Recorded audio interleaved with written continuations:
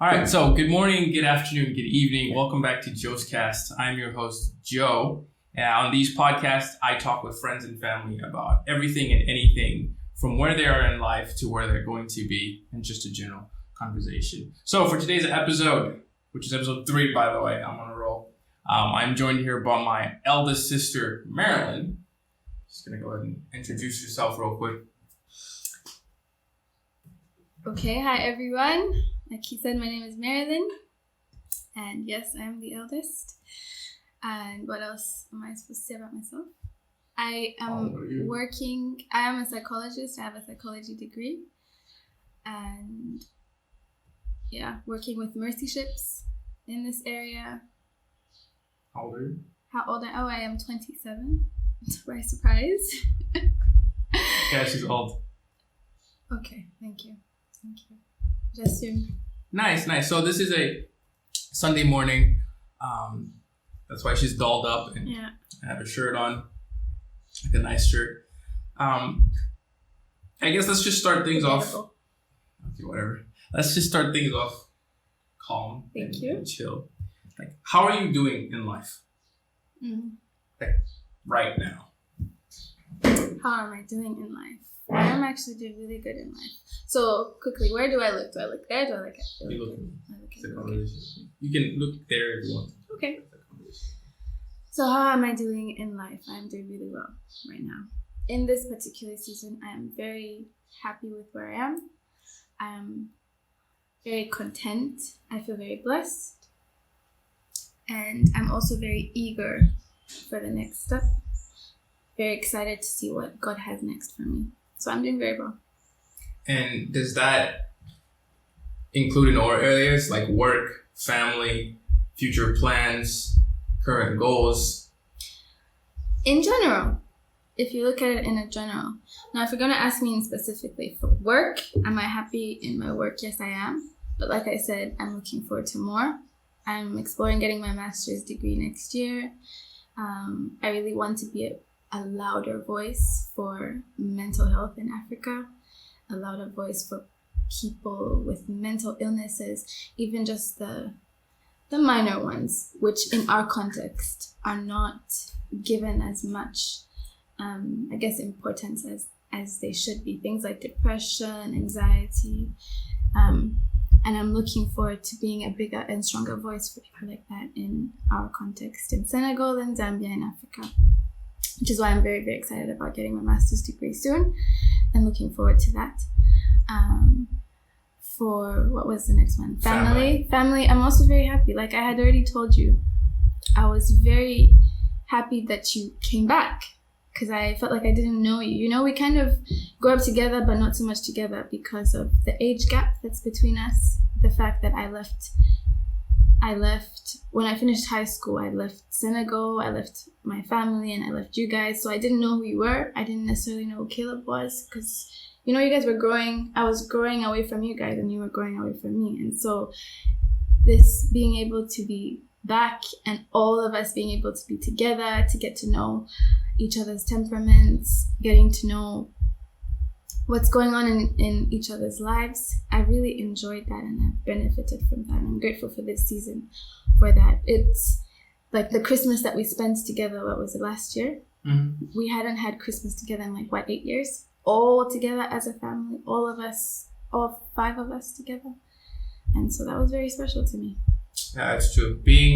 I don't know, I'm rubbing this the wrong way, but our family has been one that's not big on the celebrations just because we've never really had them for a long time, or at least we don't.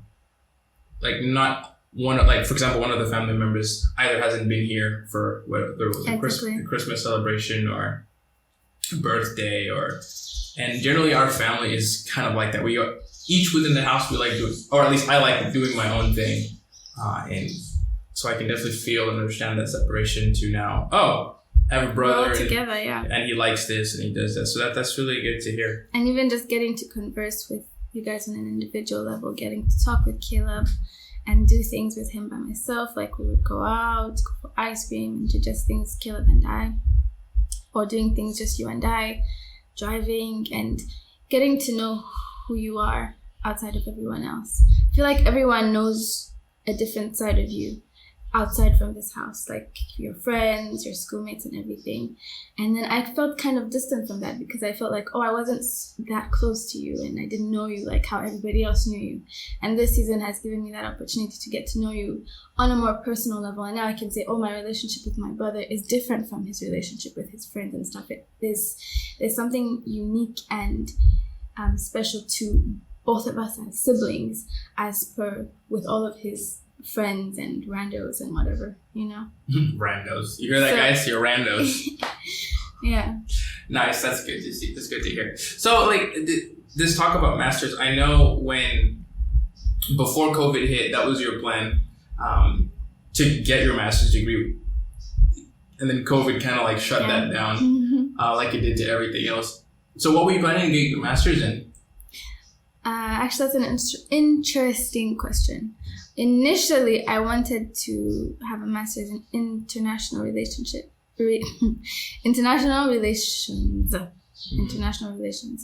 and that's what I had applied for last year, or almost a year and a half ago. That kind of changed through COVID and has changed now, because now I want a master's I've applied for a master's in global mental health. So. And that's in which country is it? In the UK. The UK. In the UK. Nice. Yeah. You I think that was your original. Well, at least to pursue that the masters in the UK. Yeah. Don't go to the States. No, I wanted to. Nothing against the States though. Nice. So you majored in psychology and what was it, French in university? Was there a particular reason for that? Did you just like the sciences, or did you just like how the mind works, or? I'm a good listener, and I wanted to use that. That makes sense. So I'm going to be very stereotypical right now. Can you read my mind? That's not what psychologists do, but thanks for the question. Yeah.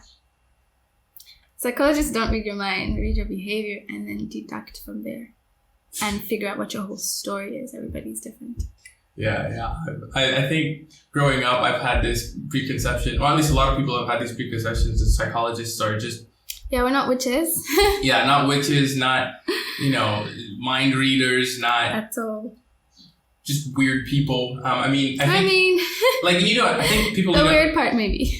I think people need to understand is that when you look at signs, right, when you look at the way somebody behaves and the signals that they give, you're able to tell a lot about who they are. And what they've been through and what their context is and what their story is. The insecurities. And so when people are not doing anything, but you're able to tell how they're feeling just by how they're behaving, that comes off as a bit weird, right?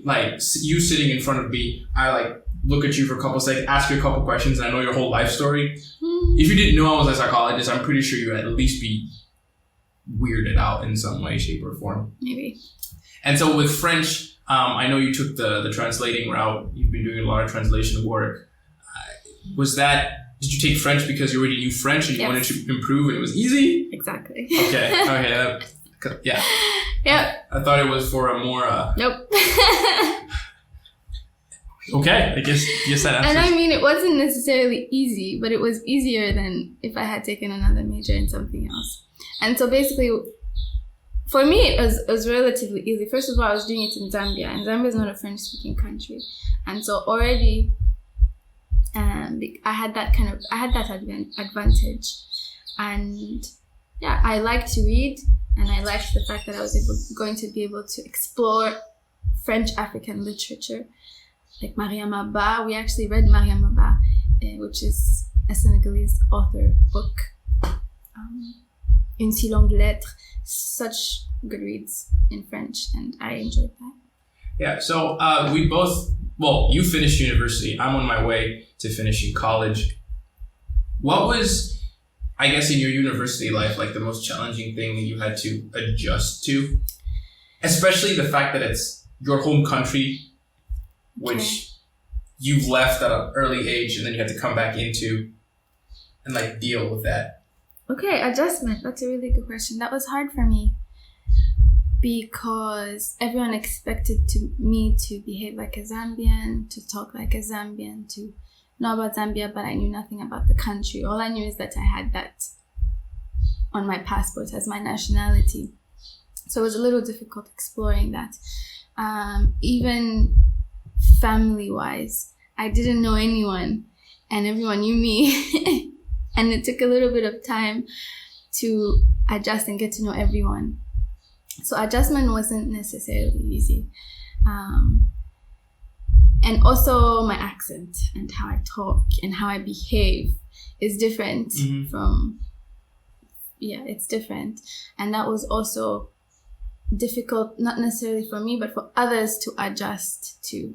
And then how that would hit me was that it would make me feel, well, maybe there's something wrong with me, or some people are thinking I'm pretending, and why am I doing this with my voice, or why am I doing this with my accent, and things like that, and that can be hurtful. Yeah, so adjustment was not the best, but at the end, it paid off. I became very close with my family.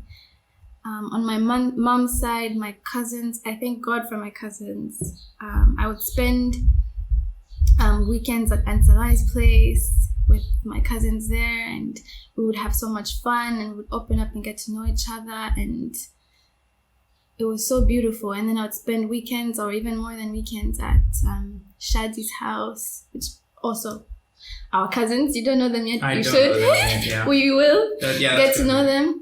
Lydia, Mishek, and Tonga, and it was so good getting to know them and chill with them, and car rides with Mishek. He likes rap, and so we would take car rides, or go wherever it is we would be going in the car. We would play like Lecrae and these really good Zambian rappers like Mark 44. We even had our song, Suck, Spend, and Move.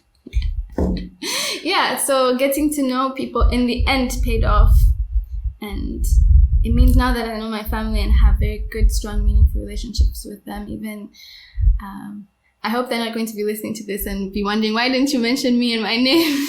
I love all of you. Ruth. Yeah, favoritism. No. Right. No, that's nice. I think. Oh, and where I was living as well, with Dad's brother, getting to know them was so good. I love them, and I miss them a lot.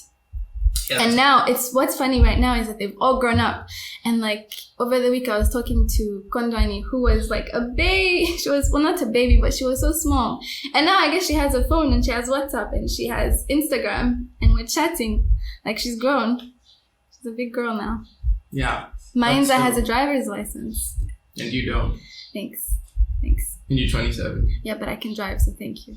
Can you? Yes. I can drive without crashing into anyone and anything on an empty road. Very empty. Like, there should be a building, a tree.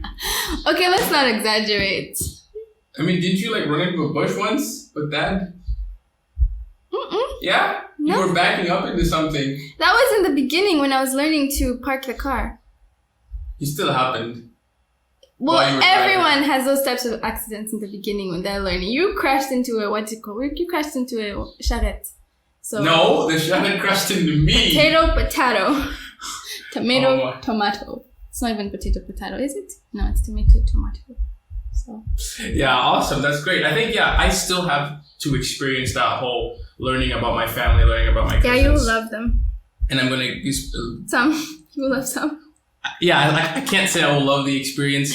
But like in relations to university and having to adjust, it was kind of like the same thing for me. It is a different place. There's like a different culture, a different set of expectations for people, and having to navigate that on top of trying to do well in my studies was definitely a difficult thing for me. So university in Zambia, I don't know if you had any expectations for it, but life outside of the university. So being a Zambian in Zambia who hasn't lived in Zambia her whole life, right? Was that similar to living in Senegal, where things were new, you had to make new friends?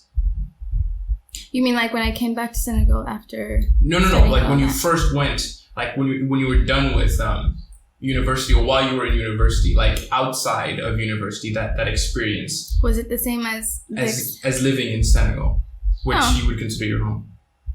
Well, I wouldn't consider either place my home, but no. It wasn't the same because the people are different, the culture is different, the language is different, the food is different, the places are different, everything is different. It's West Africa and South Africa, and everything literally is different. And so it wasn't the same. People in Zambia are not as friendly as people in Senegal because it's a cold culture. Senegal is a warm culture. I don't know if you understand. So like here in Senegal, you greet everyone. You enter a bus, you greet everyone. You enter a shop, you greet everyone. You say salam alaikum to everyone. It's expected of you. It's the courteous thing to do. And you know, it's warm. Sometimes it can come off as fake. You know, people are overly friendly. But then in Zambia, it's more cold. You have to get to know people on a deeper level. You can't enter a bus and greet everyone. They'll look at you and think you're weird. You know, it's more English, British. Colonizers. Notice how our African accent is changing as we're going. Yeah. Like the accent is what? Yeah, that's Shifting. Funny. Yeah, it's shifting. That's nice. Yeah, I think a lot of people, Senegal and its form of Teranga has been is one of those things that's very recognized, specific for this country, and very specific for this country, which is really awesome. So moving on, has your faith grown, changed, evolved from back then? When I say back then, I mean any time that's not now, recently. Obviously, because from glory to glory to glory, right? Don't want to. How? In what way? Mm-hmm. How I value it has changed. How I value my relationship with God has changed, and the time that I spend with God has changed. How I communicate with God has changed. It's less now for me. It's less. How can I put it? Like back in the day, my morning devotion time and everything had to be structured, and if it's not there in a certain way at a certain time, then it's like I haven't done anything and I'm failing in my relationship with God and whatever. But now I have learned to integrate it more in my life and in my lifestyle, and I am growing in this understanding that God is with me everywhere and at all times, no matter where I am, no matter when I do my Bible study. It's not a matter of like when I do it, but you know, that I do it. Mm-hmm.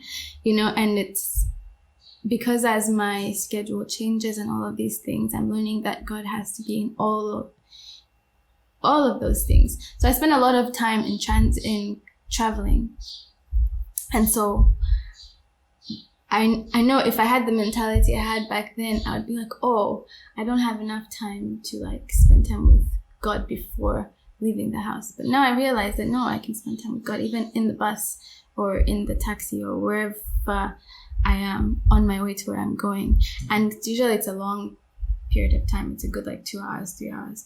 And I've learned to maximize those moments. So it's from glory to glory to glory. Like I said, I've also been exploring more music ministry, which I love so much, and I'm looking forward to growing more in those areas.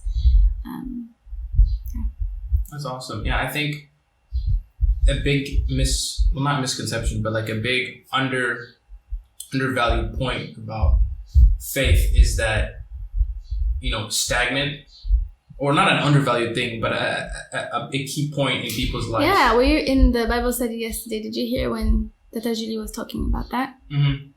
About how it's the glory of God to hide a thing and the glory of kings to find it out. And she was talking about how a lot of Christians will want to stay on the surface. They won't want to go into the deep things of God, to search for the things of God which are hidden, mm-hmm. which are like you have to go deep to mm-hmm. find them. A lot of people want to stay on the surface. And she gave an interesting analogy of an ocean, and how for her, who doesn't know how to swim, and whenever we go for kids camps or whatever, and we go to the beach, she'll stay with little kids on the edge of the, like on the shore. where the waves will come and then they'll like jump and dance around in the muddy water, where the water is super, super shallow and it's not necessarily the cleanest or the best experience of the ocean because she doesn't know how to swim and she's afraid to go deeper, where actually your experience is more enriching and it's more fun and you get to actually swim away from mud and whatever. And this whole thing of getting to know God more, you have to go deeper intentionally. That kind of reminds me of the youth camp we went to about getting to know Christ and being radical about him. I am still studying that. I am still pondering. I'm still answering the questions that we were asked that day.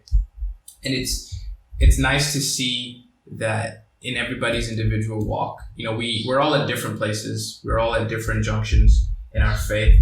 And it's nice to see that through tribulations, through trials, and, wanting to know deeper is a personal choice, right? And going deeper is a different journey for everyone. We may be reading the same Bible, or hopefully we're not saying the same prayers, but like in that aspect, we are in our own own journey, discovering how much and how deep we want to be with God. That's really awesome. So translating that to your future and what that looks like in terms of your master's degree, if you plan on staying in Senegal, get married, all that life stuff that you don't have to do, but is, it's like a candidate of life. What does it look like for you? Like, let's say next 5 years. So what my life looks like in the next 5 years? Yeah. What does my life look like in the next 5 years? Kind of like I said before, I definitely want to be working with mental health in one way or another. I love what I'm doing right now, which is offering trainings for healthcare professionals and spiritual leaders here in Senegal, giving them awareness about mental health. Last week and the next 2 weeks, it was actually about mental health, and it was really, really interesting. You learn all the different models of a person, and how can you help a person who is grieving? How can you help a person who is responding to stress negatively? How can you help a nation that has been through trauma, an individual that has been through trauma? How can you help couples and things like that? That's been very, very interesting for me, and I'd like to be involved in something like that more in the next 5 years. I like psychology. In the beginning, I was wondering what in the world am I going to do with a psychology degree because it was so hard to find a job with it. But au fur et à mesure now, as les choses se déroulent in life, I'm starting to realize that it's useful, and it wasn't a waste of my 5 years. And relationship-wise, that one is a hard one for me.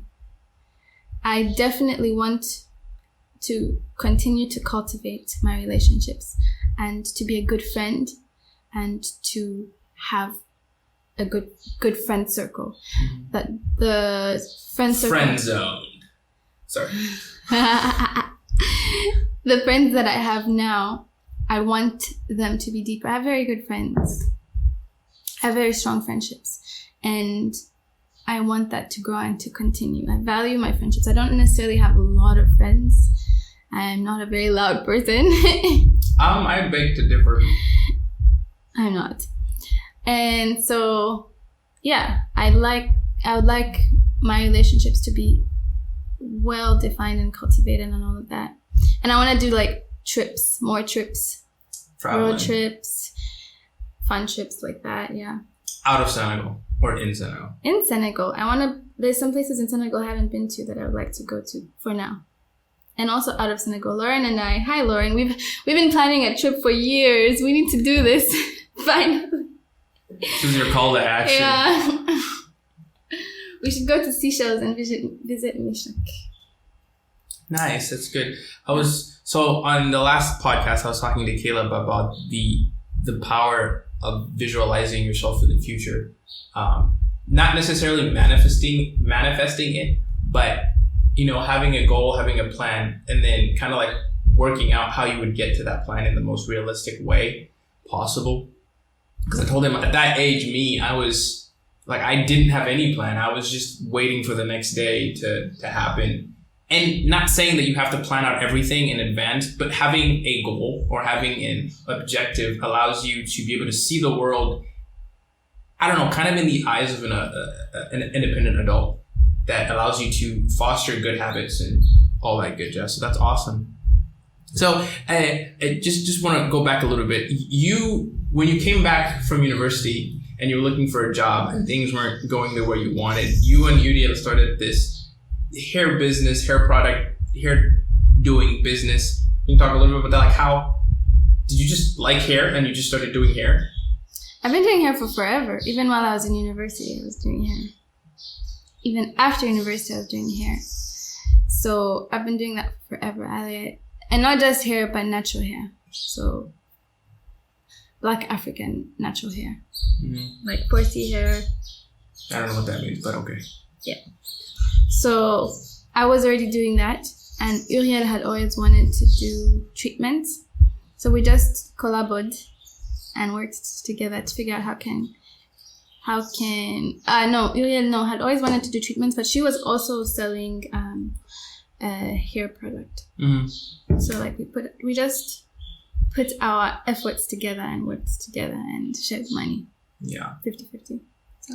Nice. That's good. Yeah. I just wanted to clarify, or not clarify, but touch a little bit on that. So the future in the UK, studying or getting a master's in international relations. Mental health. Global mental health. That you said it changed. Yeah. Right. You plan on meeting up with friends specifically in the UK? Is that why the UK was your prime choice? That's not necessarily why, but I definitely would love to meet up with people. I don't know if they know this yet. Not all of them know this yet, but yeah. I guess it'll be a good chance. That's awesome. International living. It's gonna be different. I know. I'm so excited about that. I don't know how different it's gonna be when when you're still in the same continent but a different country. But international living is gonna be very different. The lifestyle, the mentality. Yeah. Expand. Why you are a good brother. Or just explain. No. I get what you mean. I'm just trying to figure out how am I going to phrase this. You're a good brother. You got Caleb a laptop. Like, that's awesome. So you care about your family, and you show it in your own way. And I had to get to know you to see how it is that you show it. So, like for me, for example, I don't know if this is true or not, but the way you show love is you are a giver, right? Is that how you show that you love someone? Is that your love language? I haven't taken that test, so I don't know. Okay. But I do enjoy giving things. I think that your love language is gift giving. Okay. So you love to receive and you also like to give. Yeah. Just like to point out that not everyone's love language is giving. Wow. Mine is quality time. Please spend time with me. We spent 30 minutes talking. Oh, please. This doesn't count. So, yeah. Counts as something. And so, like for you, the way that you want to show that you love your parents or your mom or whatever is you want to get her the best things. And that's what you aspire to do. And even when you're talking about the future, when you become all rich and you make all that money that you're going to make, I won't be rich. I will be wealthy. There's a difference. Okay. There is a difference. Yes. I will give you that. Yes. You basically want to give and do things for, even just now, like the things that you do now, that's how you show that you love. For those that want to know that about him, there you go. If you're his girlfriend and you feel like he doesn't love you, wow, know how he shows it. So you're a good brother in that sense. Now, in a bad sense, because you said positive things, I'm sure there are some negatives in there. I mean, obviously, you're not perfect. You keep to yourself maybe a little too much, and you need to work on your quality time. When we have family time and we're all in the living room doing something, it would be nice to have you there. Then just 30 minutes, just to show I can't wait for 2 minutes. that you care. No. That can, so for example, for people like in our family who, for them, it's quality time that shows that, that's my son or my brother actually loves me. Which is actually, if you think about it, most of us in our family, me, Caleb, and Caleb and Mom are quality time people. They're telling me I get my seclusion is from my dad. Yes. Duly noted. Awesome. And also you're like moody. I don't know how to take that, but okay. And like when the days when you're the most moody are the days when you're stuck in your room the most. And so we all know. Okay. You can do the same for me now. Am I a good sister? The good things and the bad things. Since I've done that for you, you can out me now. This is my podcast. Well, you can out me now since I've outed you. So that it's équilibré. Let's see. Start with the bad. The bad. I'll start with the bad in the past. So in the past, you were very, I felt like you were very distant just because you were, I don't know, you didn't have this sense of perfectionism, but you had this sense of who you kind of wanted to be. And you were focused on that image. Well, you were focused on that image of yourself. Not in the bad sense to where you would buy certain clothes to become this certain person. You would do certain things to be this certain type of person. You had this idea of where you wanted to be, and you were so focused on that. I felt like even though I tried to have a deeper connection with you, it was hard to have some of the commonalities between me. Like I was very active, I was very hyper, I was very annoying, and I was an attention seeker, essentially. And then whenever I did that towards you to kind of get your attention, it was seen as annoying little brother, or I'm trying to do my thing right now, or I'm reading, or leave me alone, leave me in peace kind of thing. And I can understand from my perspective, I was annoying, I was badgering. It was like every other minute type of thing. But I guess that was just my way of trying to get your attention but now, like I would say that the bad thing is you're at work. You're no longer living in the house, which is normal. But like you said, as I've grown older, it's harder to try and be intimate with you when you're not here.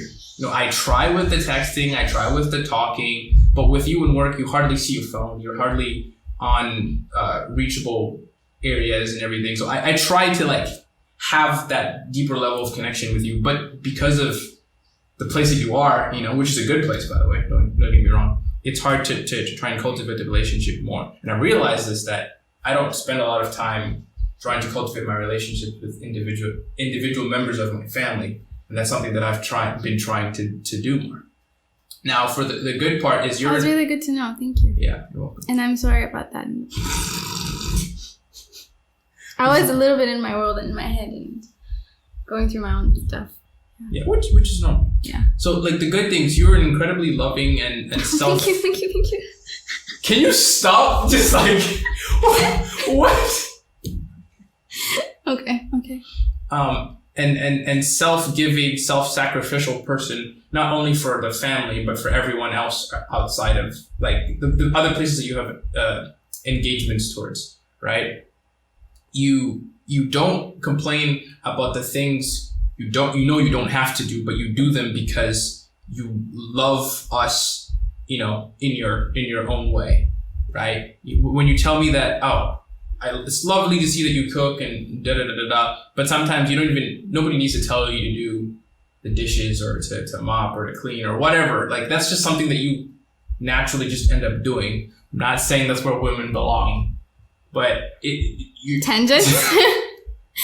But your personality, and like that's not only with house chores, with taking responsibility for the choir, making sure Caleb is, normal, okay, doesn't feel too beat down by me and others. So that part of you is very nice. It's like having a second mother. And ouch. like in the good sense. Okay. Mama, love you. Yeah. Sure. Does that answer your question? Nice. That was really good. Awesome. And we should do this more, like, to find out where we are in our perceptions of each other and how can we be better for each other. Yeah. And that would be for podcast episode 2 with my sister. We have church like in 15, 30 minutes. So actually no, 5 minutes, never mind. So we gotta jet. Anyway, Marilyn, thank you so much for talking with me, for enlightening me, for just having a genuine conversation